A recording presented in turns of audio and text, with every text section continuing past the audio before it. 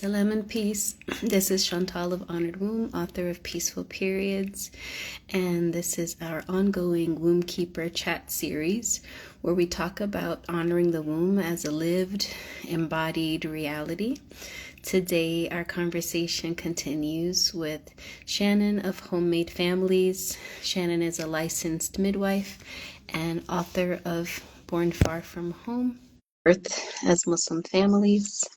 So we'll just give Instagram an opportunity to cooperate. Hey, Hi, Assalamu alaikum. Samika. How are you, Chantal? Alhamdulillah, doing well. How are you today? I'm good. Good to see you. You as well. You as well. I'm Mm. excited about this conversation. I've already introduced you as a licensed midwife and author of Born Far From Home. Is there anything else you want to share with the audience about who you are? I think that sums it up for now. Okay, you're a mom, I'm my mom. Yeah, I have three, you're a two. runner. Yes. Yeah. I have to run to like balance all those other pieces out. Awesome. Mhm. Excellent. Well, thank you so much for joining us and being a part of this conversation. So, Yeah. like yourself, I'm also a convert. I accepted Islam, I think in 2004, around that time. And I remember most of my closest friends very early on were also other converts, and some of them already had families. I wasn't yet married. And it was really common to talk about home birth amongst them. And so I Mm. was like, oh, okay, this seems sensible. Seemed like a logical connection. We talk about honoring the womb in Islam, and it's such a strong theme in the Quran. We have the story of the birth of Nabi Isa alayhi salam, so Sayyidah Maryam's birth, and how powerful that is. But I was so surprised when I moved into the Muslim majority world to see so little support for home birth, natural physiologic birth. So I'm Mm. curious for you as a Mhm. Muslim midwife, what Mhm. surprised you most kind of coming into the home birth community and the presence or absence of Muslim families? Well, Bismillah, thank you. I think we have a similar experience. When I first became Muslim, I was in a community and learned about home birth from the women in the community. And I was recently graduated from college and looking for something to do. So I I was very interested in midwifery, so I pursued an apprenticeship and college and studies. I think I wasn't surprised at first because at that time a lot of Muslim women were having home births. This is like 2003. I started midwifery school. But yeah, I think like you, sort of broadening my scope of the community and understanding what the more broader community viewed birth as was a little shocking to me, because I think there's definitely something intrinsic about the spirituality of birth that I found went really well with our faith. And like you mentioned, we have birth stories that we're often recounting and reading about, whether it's in the Quran or the Mawlid of the Prophet ﷺ, in great detail, actually. Like we know who his midwife was. We know exactly what position ﷺ, he was born in a posterior position. He was looking up at the heavens when he was born. So there's so much rich detail and so much in Mary's story, which I start my book with, because that's a story that's gone with me throughout my life. And I found when I was reading it as a Catholic and I read the Quranic version of her story, it was like astounding because there was such emotional, evocative detail in how she approached this immense birth of hers alone. And so I think, and now 20, what is it, 23 years later almost, as I've been a midwife for this long, going to births for all these years, um, it's just interesting to see. I think there is a movement growing amongst young Muslim women of definitely becoming doulas, and I've seen midwives as well. And so I think the movement is growing. I think that there's some interest in it. I think that there's still a hesitation to take a step outside of the hospital for various reasons.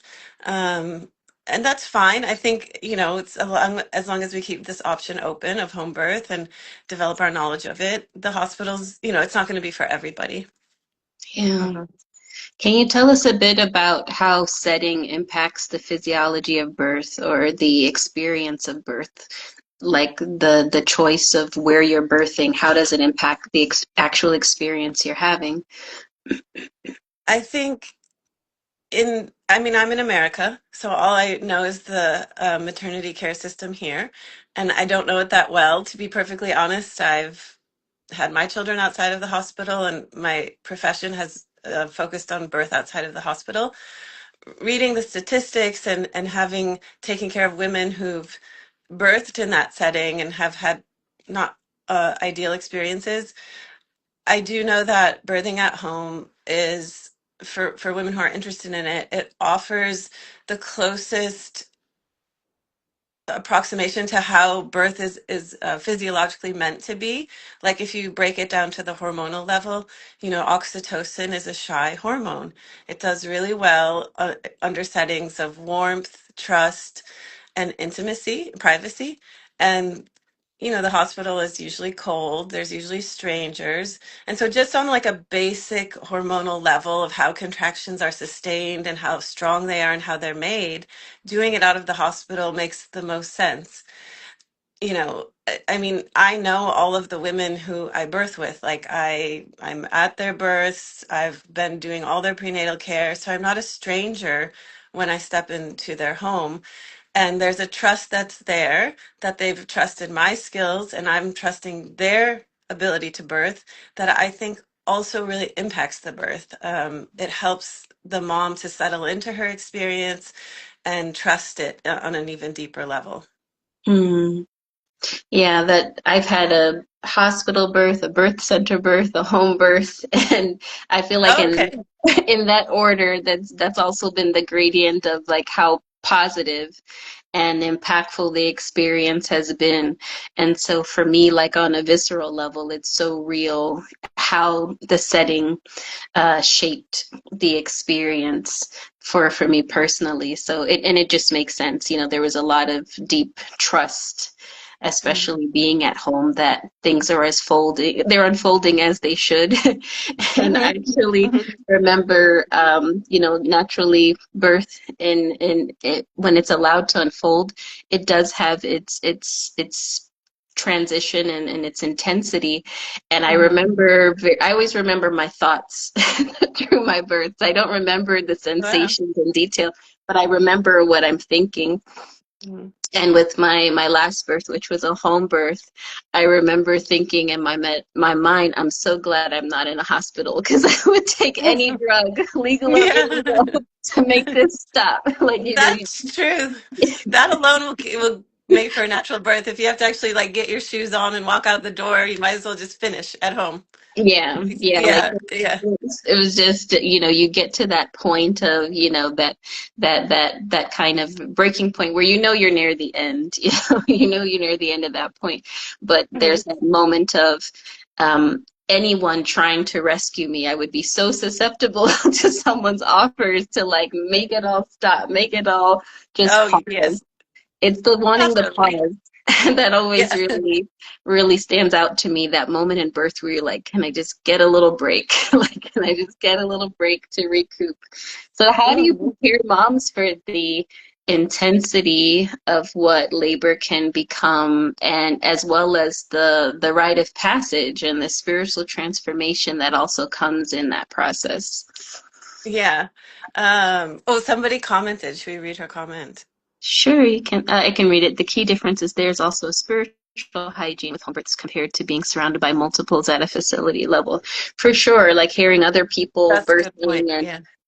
and other people bringing their, I remember the first birth at the hospital with hearing mothers in other rooms and going through their processes. And it can definitely feel less sacred. And I think that's what I Yeah. assumed. Oh, I'm going to give birth in a Muslim country, I'm going to be treated with this great respect for my body and sanctity. But it was a lot of the same things that we hear in the Western medical model, being constantly Mhm. offered interventions, Mm-hmm. My waters, my membranes were ruptured without my consent. Just kind of like move through this kind of conveyor belt of an experience. And I really was disappointed that I didn't feel more sanctity, surrounded by, Muslim staff in a Muslim country. Like I Mm-hmm. thought it was going to be so different. But, I love how you talk about in your book this idea, like as a midwife, you have to almost prepare mothers for battle without overwhelming or fearing, like in, making them fearful. So what does that Right. preparation look like? That's a delicate balance. But I want to say something about spiritual hygiene because I learned something from a older Muslim midwife. She's very famous in America called Salama. And she told me one time that, she's been to thousands of births and that she would make wudu and pray to her cause before every birth. I have not gotten to that status as a midwife. That seems really hard at 2 in the morning. And sometimes I don't have time. But I do think that, like you just mentioned, there's a preparation for the mother, and we can talk about that. But also the people who attend births, I think the good ones have a certain practice and a spiritual practice that allows for the spirit of the baby and the mother to also unfold. And Salama, she is definitely one of those people who took the spiritual facet of birth very seriously. And I think that's one of the things that's missing in a hospital setting is that it's a definitely just this not yeah, kind of just physiological, just the shell cracks open, the baby comes out next. And I do think that there are good people in hospital settings who try to restore the spirit of birth, but it's definitely more potent, as you probably experienced outside of a hospital. Yeah, for sure. Yeah, but in terms of preparing mothers, I think every mom's different. So definitely I do give individualized care because as you know, the temperaments of women are so varied, and some women need a lot of information in order to settle into their nervous system and understand what's coming. And some moms, they just need to be in their body and they need to do a lot of yoga and breath work and move.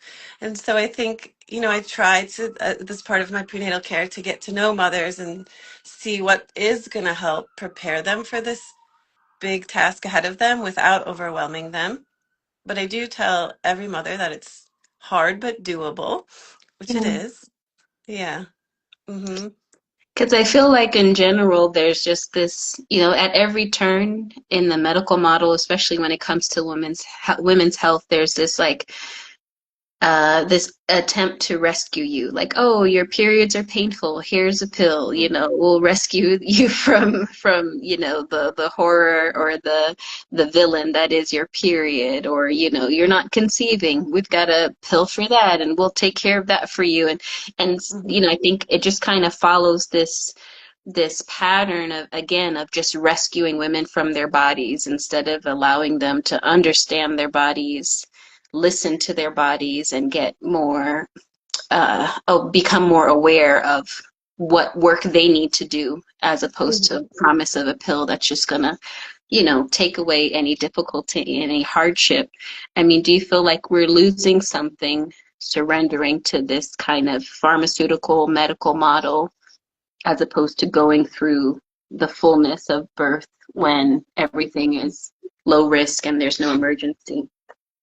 Well, yeah, definitely. I think that birth is important to keep unfiltered and low intervention for several reasons. But even in our own tradition, like with every difficulty, there's ease. So you have to have one to get to the other. And, birth is a very good metaphor for that, ayah. And I think, there's so much growth that occurs in difficulty. I mean, life is full of trials, they never end. And there's so much, opportunity to gain reliance on God and to develop your trust in God. And so, yeah, I definitely think something's being lost. And I mean, to your point about the Muslim world, I think, there's a whole history of colonization that eradicated this knowledge from those lands. And it's a a little bit of a parallel to our faith and what was lost in colonization too, right? Like we lost a lot of chains, and people were very susceptible to the Western mindsets that were brought in, and the healthcare and educational systems were, I think, the two that really were affected by those occurrences. And so I do think that there was a strong tradition of being born at home and having knowledgeable women in probably every neighborhood who knew how to deliver babies and understood what they were protecting, that this was a knowledge that was worth protecting. And, when the hospitals and clinics came in and people were told it was safer, just like in America, women care for their babies and they are going to go where people tell them it's safer. And so I think, that happened in the Muslim world, and they're still recovering from it. Like I heard from a couple yesterday who's from Morocco, they're here having their baby, how if you go into the hospitals too early, they'll just C-section you for similar reasons here. Like if you go too early in your labor process, that it's like a C-section. And, it's just like here, we say the same thing, stay home as long as you can. And so they were telling me how many women just try to stay home for so long to avoid those C-sections. I just was so sad about that because there's such a there's such a whole generation that's going to miss out on how to get the knowledge of how to give birth. C-sections are detrimental, can be detrimental to the long-term health of children and sometimes women, depending how many babies they have. So yeah, Yeah, sad to hear that. for sure. So another comment, the medical model operates with fear of malpractice lawsuits, insurance claims, etc. Mothers that take control are perceived as a liability, Mm. especially if they refuse certain interventions. So, yeah, being in that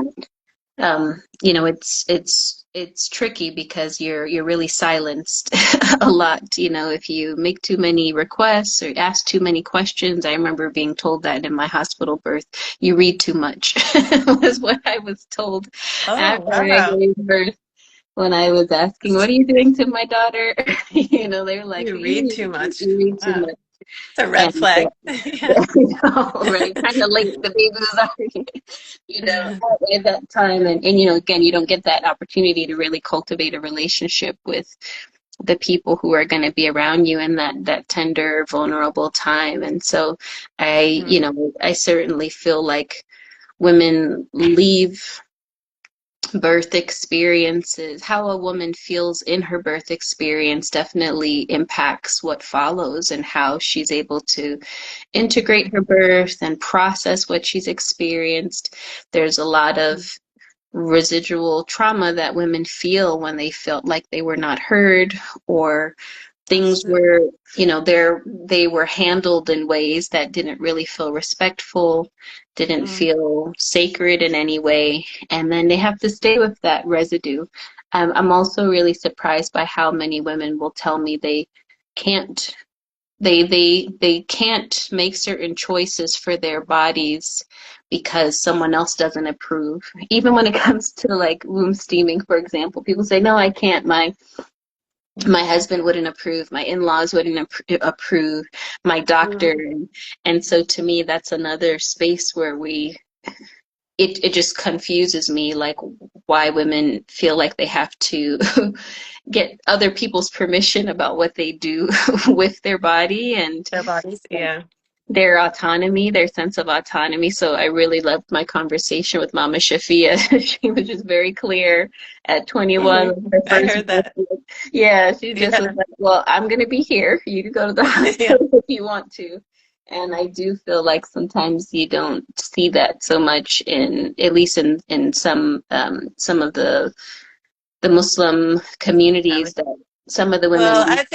I think the extended family in the Muslim world is structured so differently than in the West. Like I think for us, our parents, like we're converts, there's kind of like this live and let live philosophy, and I've learned to sort of respect the more hierarchical model of listening to elders, and so I kind of understand it. And my advice is like you don't always have to tell everyone your birth plans.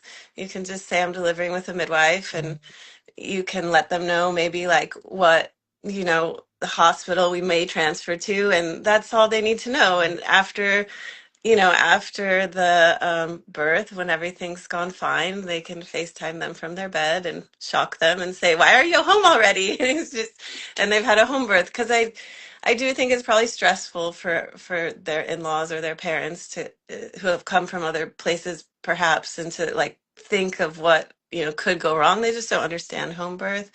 So I think it's just, different societal structures that have kind of impacted that. And so yes, I mean, I totally get it. It's like a woman's choice where she delivers. It's her body. And I'm always really proud of husbands when they say, it's not up to me, it's up to her.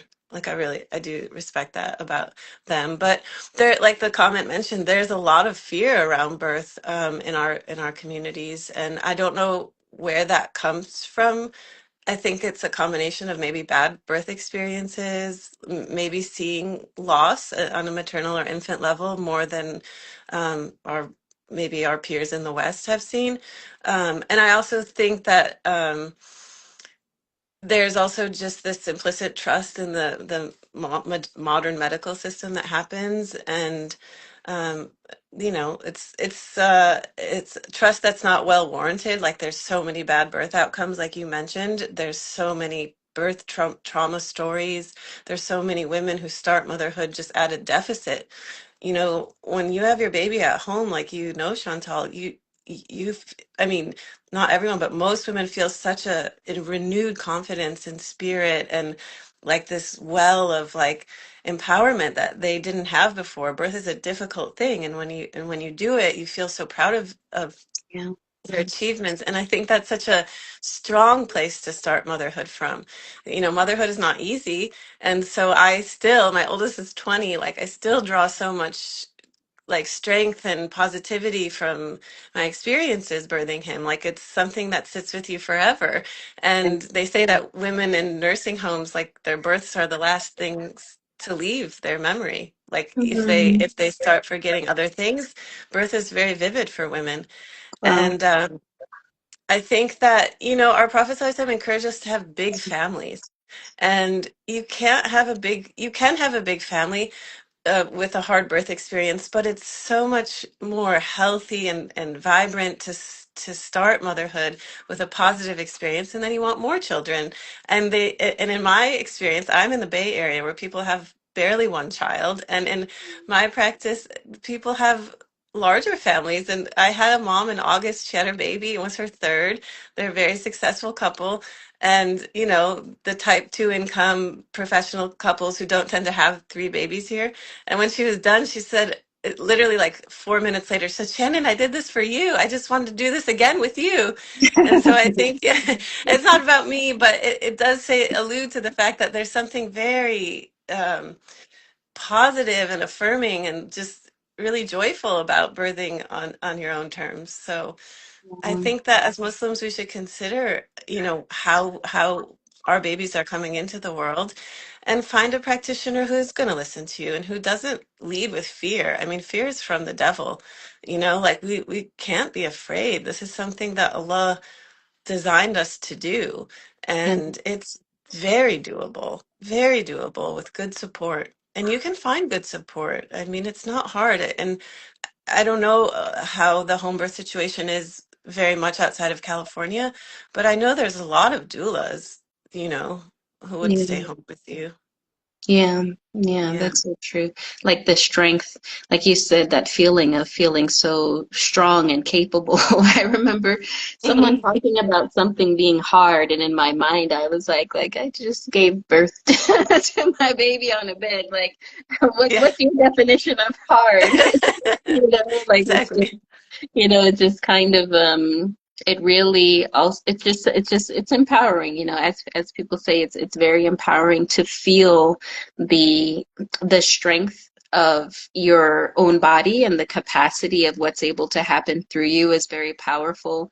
And I Hmm. remember with the last birth that I had, I don't know. I kept having this, I kept thinking about, in the Prophet ﷺ, when he received revelation, Hmm. there was this angelic embrace that squeezed him so much that it would like take his breath away.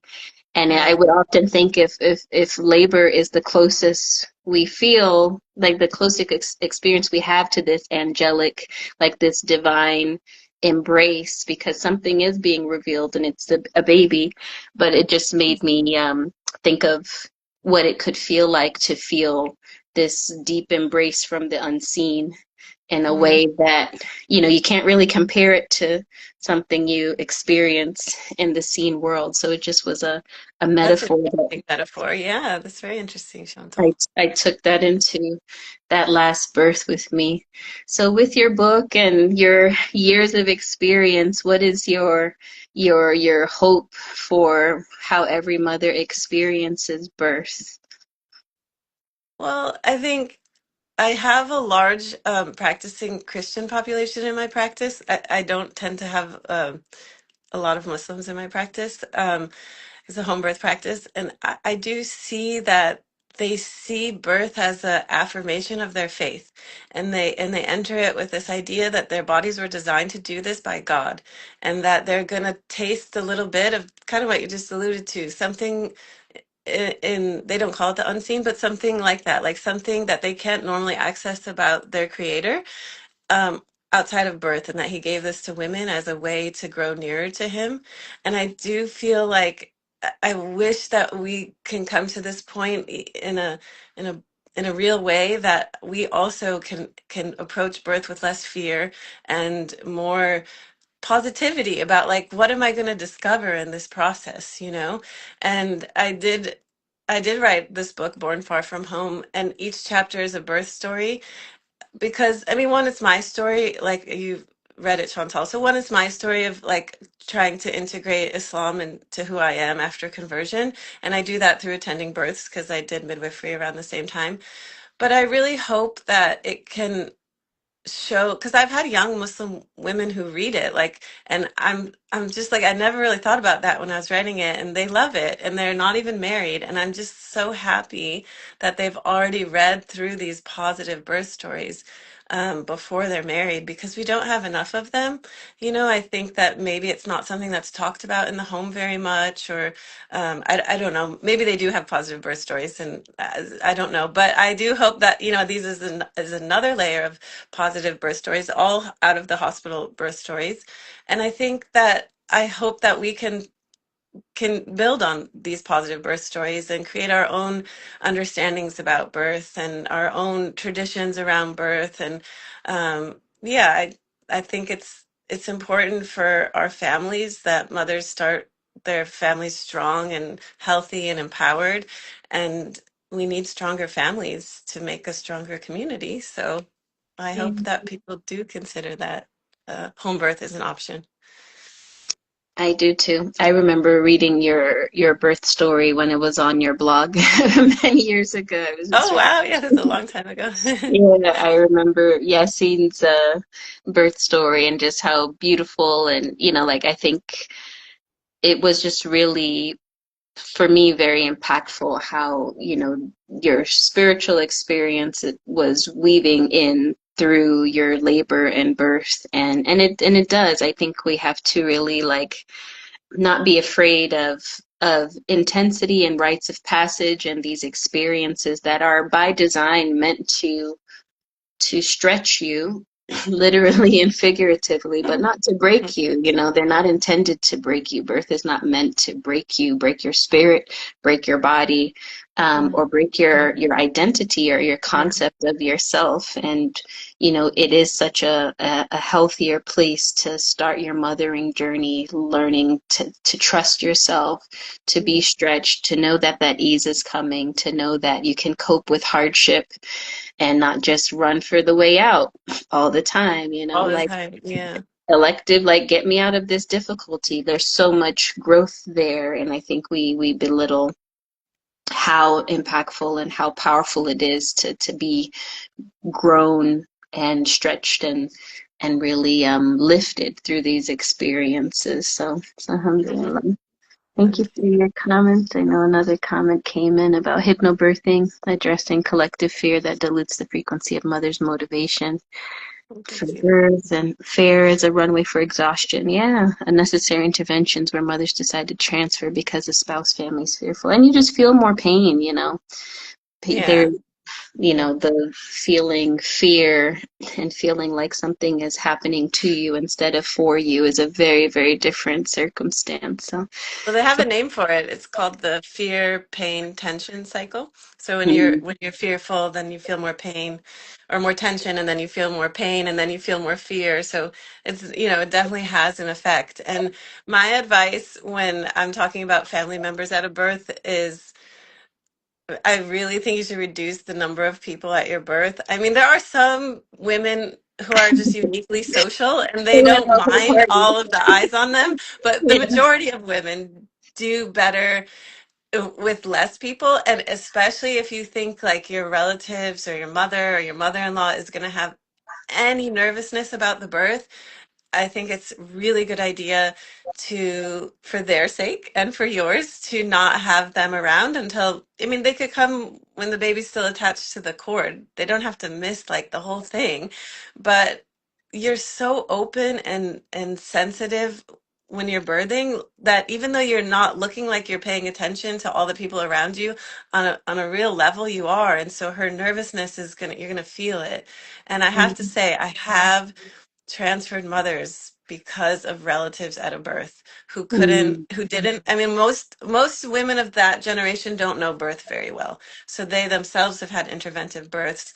They haven't seen birth unfold in a timeline unique to the woman who's doing it. So birth can take sometimes a long time. And if they're well supported, well nourished, well hydrated, baby sounds good, we don't rush them off to the hospital. And I think that there's a real discomfort with sometimes the length of time, just the yeah. time that birth can take.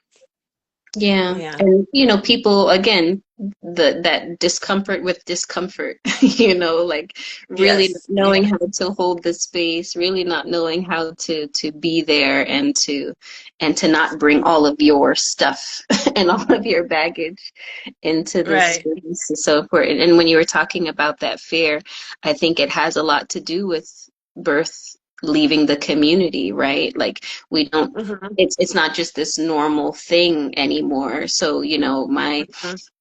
my in-laws, they grew up in the South and they'll talk about like, oh yeah, we knew where the midwife lived. And, I Yeah. went by one time and a baby was coming out and, like birth was just in the community. And so I think that again, hopefully, with more community centered birth and home births that we get to just normalize being around birth, being in proximity to birth, being present to support mothers after birth. Like it's not just this something that has to happen in a white box in the hospital that no one gets to see or touch. Um, Right. but yeah, we have to It's a also broken be, chain. yeah, Yeah. for sure, that our And I families, think we're all reclaiming that knowledge. I mean, and to give birth is to gain a lot of knowledge about how birth works that you will transfer to your daughter for yeah, sure, and just on yeah, its own. So I think to accept that that's just where we're at, and that those narratives about birth that you've inherited are not necessarily true to you. Your mother didn't, like, I'm a licensed midwife. I have a board who supervises me for better or worse. I'm supervised by a medical board, so it's not the same as maybe what that generation thinks of home birth. Like, I'm yeah. skilled, I feel like I'm a first responder at birth, I'm there in case anything goes wrong, and midwives have very good outcomes. And so I think it's worth it to explore, what that option can be for you, because it's not just it's not what your parents think it is. Like, I think that there's, and I mean, I know it's not for everybody, for different reasons, but I do feel that they are the women right now who are preserving that knowledge of how to give birth without intervention. And one other thing that just comes to mind, and we can close, is just I find that women are uncomfortable with periods and period blood, let alone like birth. Like I think sometimes there's this Yeah, over sanitization of like, birth needing to be a certain way, and the idea of like, what do you mean giving birth in my home, and yeah. bodily fluids, etc. And it's like we just need to kind of come back into reality, like we are from the soil, we are from the earth, like we are Mhm. not these kind of sterile beings that procreate through There, there's a sterile lot of means. shame. I think that's a weird thing for me to experience is like the shame around like our bodily functions. And, I think that's just going to take like what you're doing, Chantal, is like such a great contribution to empowering women through knowledge of how their bodies work and that, this isn't a shameful thing. It's something to be celebrated.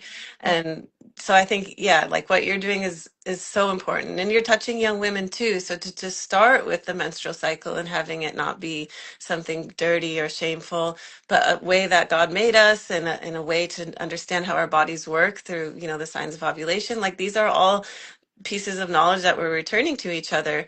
And so what you do is really important in Honored Womb. And I just want to say that because I do think, that is something that has benefited our ummah that we need that. We need to talk about how this works and not on just a fiqh perspective. Like that's one thing, but also just how this works. It's a sign. It's our body's way of regulating itself. There's metaphorical signs in the cycle actually of it, itself, our different energy levels throughout our cycle. And I think that, that's where it begins. And so yeah, and I think birth is obviously the stakes are a little higher with birth, so people have to feel comfortable in the setting that they choose, and so that's a different conversation. But yes, I think that if you've already reduced the shame in bodily functions, that one, probably your sex life will be a little different when you get to that point because there's fluids involved in that as well.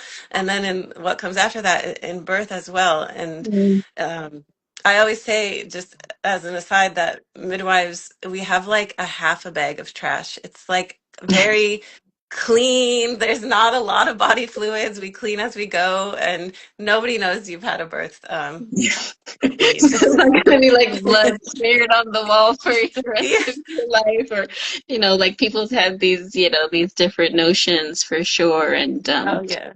just to get back into reality, or people get so apologetic, like, oh, I defecated in birth, and it's like, is that Oh the yeah. worst? Like it's the worst thing that could possibly happen, and it's like this is birth, this is just life, this is reality, and there's no shame here. Midwives People. get really happy when we see poop because it means that there's a baby right behind it. Yeah. Exactly. So, but again, the vulnerability there, that space, being comfortable, being that vulnerable, and being with people you trust, and getting to that space. So yeah, definitely birth is a spiritual experience. So just if you can let the folks know how they can access your book. Oh, Or sure. if you have any I upcoming have it events. right now just on Amazon. It's called Born Far From Home. So you could. Did a call come in? The sound muted for a second. It's still muted. I can't hear your voice. Oh, can you hear me? Yeah, I can hear you Okay, sorry. Sorry. now. Something came on my phone. Yes, so you could look it up. It looks like this, Born Far From Home. Oh, this is the author's copy, so it has a thing. But anyways, yeah, it's a bunch of birth stories. And I have a practice called Midwives Bay Area if you're in the Bay Area. On the podcast, is the podcast still active? No, I don't have a podcast. Okay, I thought there Yeah. was. I guess I heard you interviewing someone. I thought that was connected to your midwifery practice. And do you have any in-person events coming up in your I local? have an in-person event with Shafia coming up in Oakland on February 5th. So we're just making the flyer for that. And I am planning a book tour around the country, around America in the spring after Ramadan and Eid, inshallah. So stay tuned. We're just getting all the dates. Thank you. Awesome. Excellent. Well, thank you so much. And for those of you who are here and enjoying conversations like this. These are the kind of conversations we have every month in the Honored Womb Circle, which is our membership community. So feel free to DM me Womb Keeper to know more details. And yeah, Allah bless you for what you're doing, for holding that space for families to bring birth back home and to remember that the sanctity and the spiritual nature of birth. Thank you all for being here. And inshallah, we'll get to see you soon. Assalamu alaikum. Thank you, Chantal. Assalamu alaikum, everyone.